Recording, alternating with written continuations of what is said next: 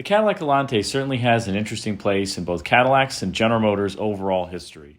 Conceived as a range-topping car and the first Cadillac two-seat roadster since the Series 355 in the mid-1930s, the Allante debuted in 1987 with an astronomical base price of $54,700, almost double the price of the next most expensive Cadillac in 1987, the Seville, whose base price was $26,300.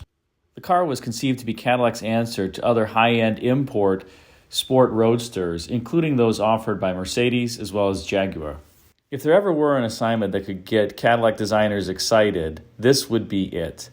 However, that fate was not meant to be, as the die was cast and Cadillac's management elected to go outside of its own in-house design studio to have the car penned by none other than Italian coach builder and designer Pininfarina. Pininfarina had a sterling reputation for designing beautiful Ferraris, and ever since the early 1950s it had done almost every Ferrari except for the 1973 Dino, 308 GT4, and the 2013 LaFerrari. They had also performed coach building work on the late 1950s Cadillac Eldorado Brougham. And while Pininfarina certainly had a sterling reputation for styling at the time, the decision to outsource the Allante's design to a group outside of General Motors was certainly not taken lightly by GM's design team. In fact, many, including chief designer Wayne Kady, were crestfallen at the company's decision to do so. After all, they had designed Cadillac's bread and butter, sedans, and coupes, and all the vehicles for many years and made a significant amount of money for the corporation. Thus, when the decision was made to outsource the Allante's design, the in-house Cadillac design team rallied to create a proposal of their own, hoping to show the corporation that they could design something that was just as good, if not better, than Pininfarina's design. In a previous video, we shared with you some of John Manoogian's sketches for the in-house proposal. John was Cadillac's assistant chief designer at the time. Now in this interview, we'll sit down with then Cadillac chief designer Wayne Kady to learn more about the corporation's decision to outsource the Allante design and why he decided to have the team pursue its own proposal, even though he knew that it was basically dead on arrival. We'll also share some pictures of these proposals and judge for yourself if you feel that the Cadillac in-house team better captured the spirit and heritage of Cadillac than Pininfarina did. I also have to say a sincere thank you to Wayne for sitting down with us and talking about this particular topic, as many of us often like to gloss over the low points in our career and only talk about the high points. Kudos to Wayne for opening up about what must have been an extremely challenging experience for him as well as the team. Let's listen in and hear more about the story. Well, welcome back to Rare Classic Cars, here with Wayne Kady yet again. And hello, Wayne. How are you? Hello, Adam. I'm fine, thank you. We have some beverages here, so We do. wanted to, it's an interesting topic we're about to discuss, right? Well, it's your birthday, Adam, so happy birthday. It is. Thank you. Yes. Thank you, Wayne. Tasty.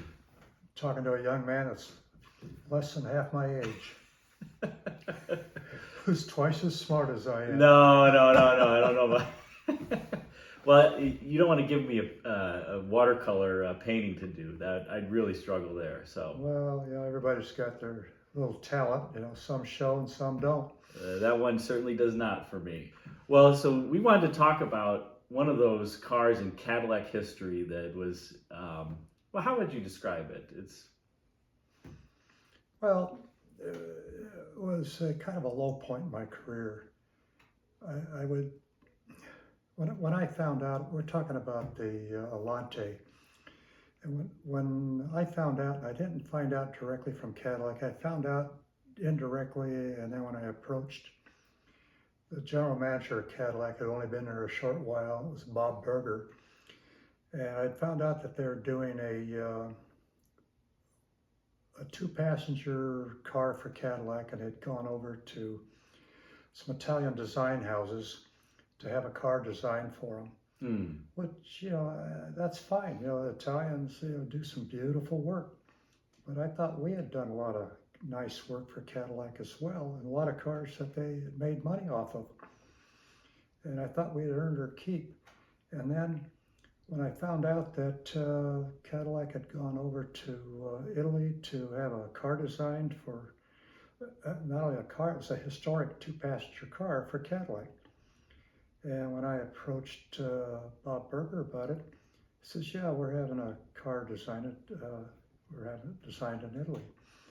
And I says, well, how come you didn't tell us about it or let us in on designing a car? And he says, well, we wanted a designer label.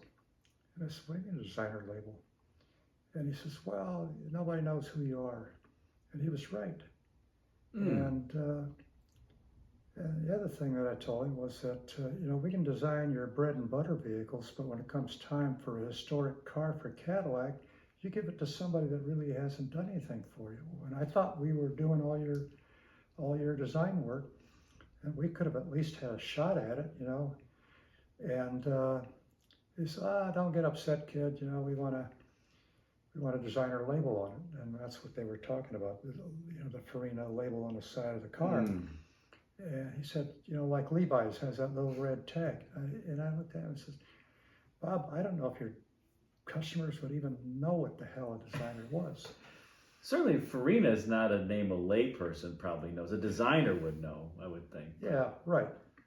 They'd know Ferrari, right, but they wouldn't know Farina necessarily. But I think they advertised it as, designed by an Italian coach builder. And then they added a premium price to it, trying to compete with the Mercedes. And I think they might have overpriced it for what it was. And it did the job for some people at Cadillac. They thought it fit, what they were after. They were trying to get a halo car for Cadillac, and it's always what they say. They want a halo car, and that's fine. But if it improves the sales of all General Motors cars, that's all Cadillacs, and that's a good thing. If it brings customers in a showroom, that's probably what they're after. But you learned about it through the grapevine. I learned about it through the grapevine, and I was hurt by it, and I was a grown up. I had to deal with it, but still, it hurts, and everybody has pride. And the studio had a lot of pride in what they were doing, and all of a sudden, when I find out about it, it just makes you feel like, why in the hell did they do that? And because you had been chief designer from 1974 through, up till that point. So you had done everything from the 71 Eldorado, worked on the 67 Eldorado. Right. The 77s and the late 70s were great sales years for Cadillac. The 79 Eldorado, the 80 Seville. So I guess, was it something where you thought that clearly your team had made a lot of great money for the company, and then this was the first two-seat roadster since the 30s, or I think the Series 355. It would have been a fun project to work on, and we did work on it. And I told Rubicki that we were going to do it anyway. Rubicki was the vice president of design at the time, and actually, when we found out that Cadillac was going to go through with this project, we continued to work on one anyway, despite the fact that we knew we had no chance of. So you bucked your bosses there and just said, I'm doing one anyway? Yeah.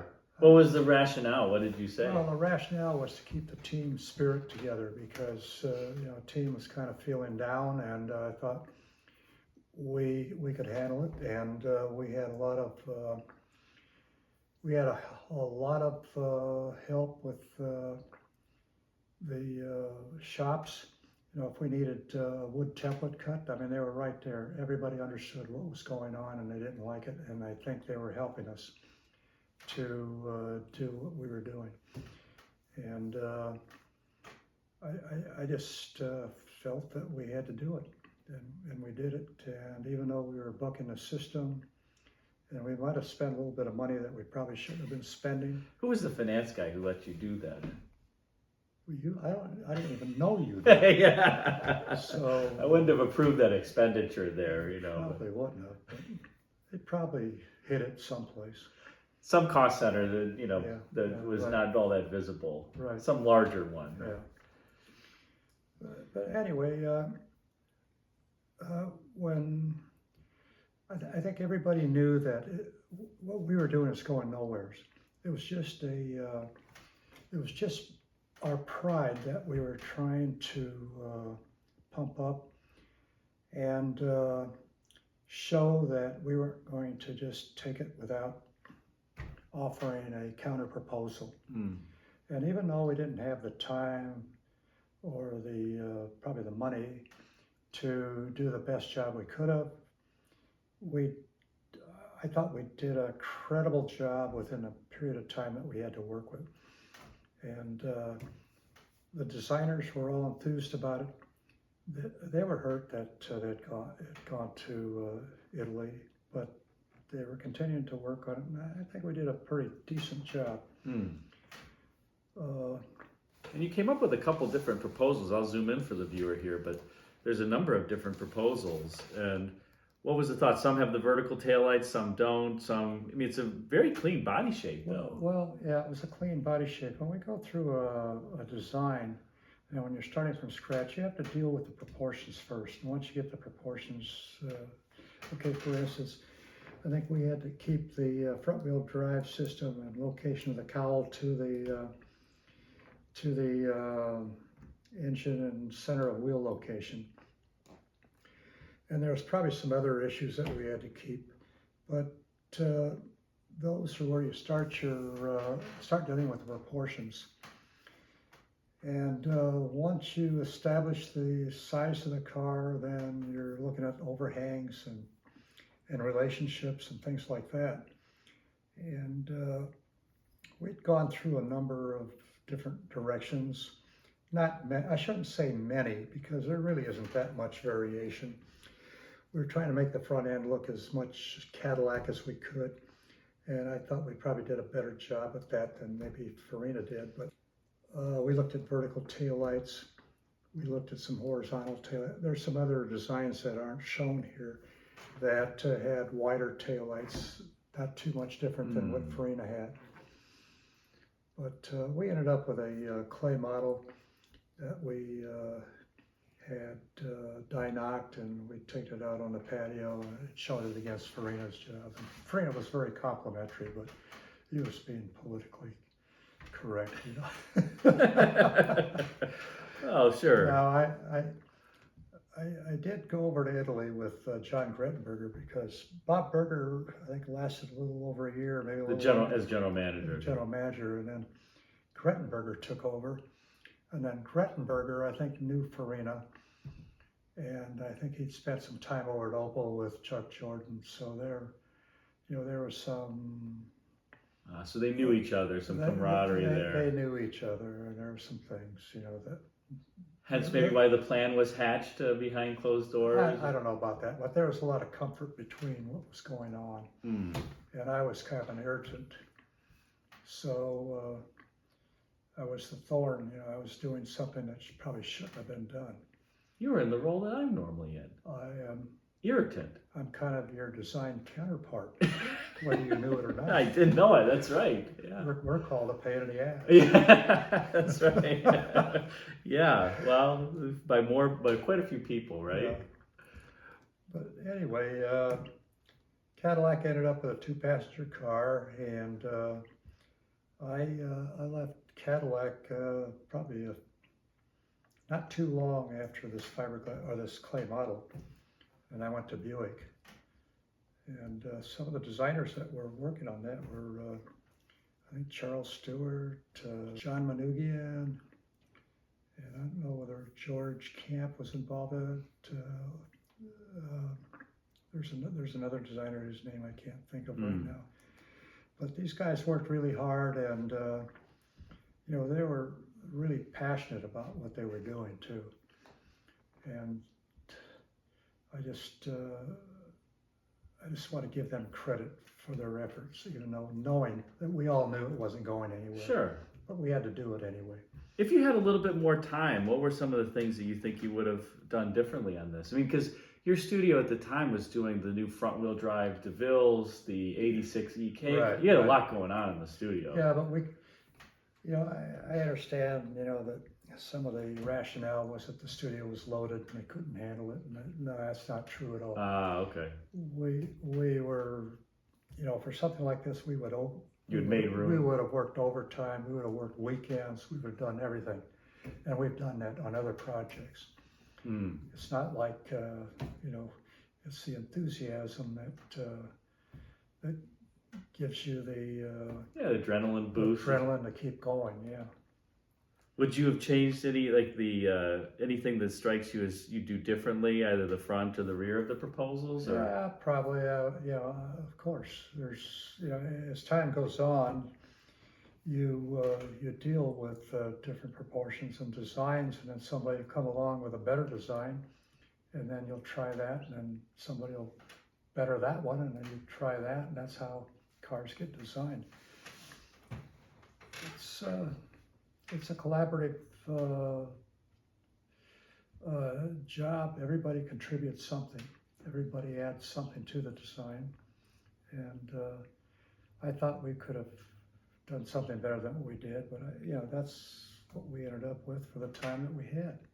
So it's a more iterative process as it keeps going on, and you Right. keep Right. I got it. Interesting. I wasn't really a fan of what Farina did, but I think he satisfied what Cadillac was looking for. And I know they've got quite a following for the Allante. There are a couple of clubs, that are very enthusiastic over it. But I'm just giving you my take. But I've got a right to be wrong for a lot of things. So, well, we all do, right? We all have a right to be wrong. That's right. We do have a right to be wrong. That's for But sure. anyway, I want to have a drink, and I just feel that I had a nice run at Cadillac, and we had a lot of nice people to deal with, and there were a few people that probably thought that I was not a nice guy. You're such a genial person, as we sit down here. So, Well, it's probably the drink. I think you said you went to Farina and there were 3 different proposals too, weren't there? No, I'm sorry. We went, Irv Verbicki and I went to Cadillac headquarters down on Clark Street. Okay. And we went to the general manager's office, and they had in a room, I think they had 3 proposals, 3 different views of 3 different proposals. There was a direct side view, a direct front view, and a direct rear view of one proposal, and the same thing for the second proposal, and the same thing for the third proposal. And then we were sent there to look and choose. And I thought, to me, it was kind of, I really didn't want to go, but I had to go. It's part of my job. And I went with Verbicki, our vice president at the time. And I with him were supposed to have chosen a direction. And I thought that was kind of odd. Me, the chief designer of Cadillac Studio, picking a direction for another competitive design house to design a car that I would like to have done. So how do you handle that with grace? And I don't know, maybe I'm not that graceful a person, but but I let Irv do most of the talking and let them pick, and I just kind of stayed kind of neutral on a lot of it. Maybe I might have helped them pick the right one out of the 3. But that was about it. And on the way home, I told Irv that we were going to do one anyway. Oh, it was on that journey home that you right. told him the news. Yes. Wow. And what was his reaction? Well, I think he backed me, but he didn't really really didn't fight it, and Wasn't a ringing endorsement, but he wasn't going to fight you. yeah, One of those and things. I think he understood that the esprit de corps, the pride, and the historic part of a two-passenger Cadillac. He didn't really fight me on it. I was bitter at the time. I've grown out of it, but I still remember it. Even all these years later. I'm a big boy now.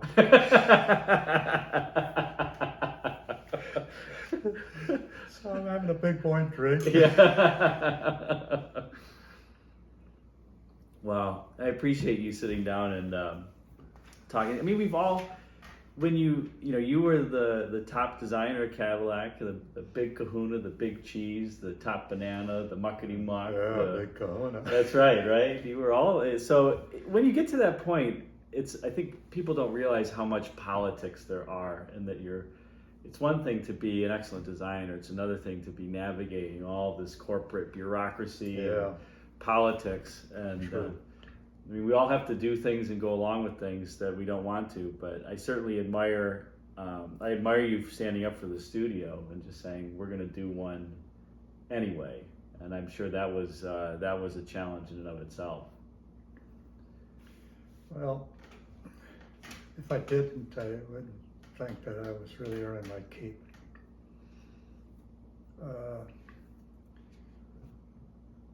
We were there to design cars for Cadillac that sold at a profit. And I thought we could have done that as well or better than anybody in the world.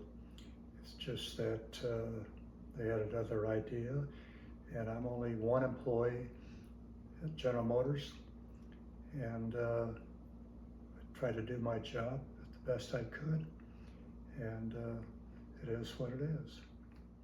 It is what it is. Well, thanks for talking about a challenging time in your career and sitting down with us, Wayne. And well, I've been at Cadillac for more than 12 years, probably longer than anybody in the history of Cadillac. So it was probably time for me to move on, and that was probably the car that got me moved. The car that got you moved. Well, thanks, Wayne. That was very enjoyable. Thank you again for joining us. Thanks again for watching this interview with Wayne Kady on the Cadillac Allante. If you enjoyed it, be sure to like, comment, and subscribe. And check out the video thumbnails at bottom left and right for some suggestions for you on other videos. Thanks again. Until next time, take care.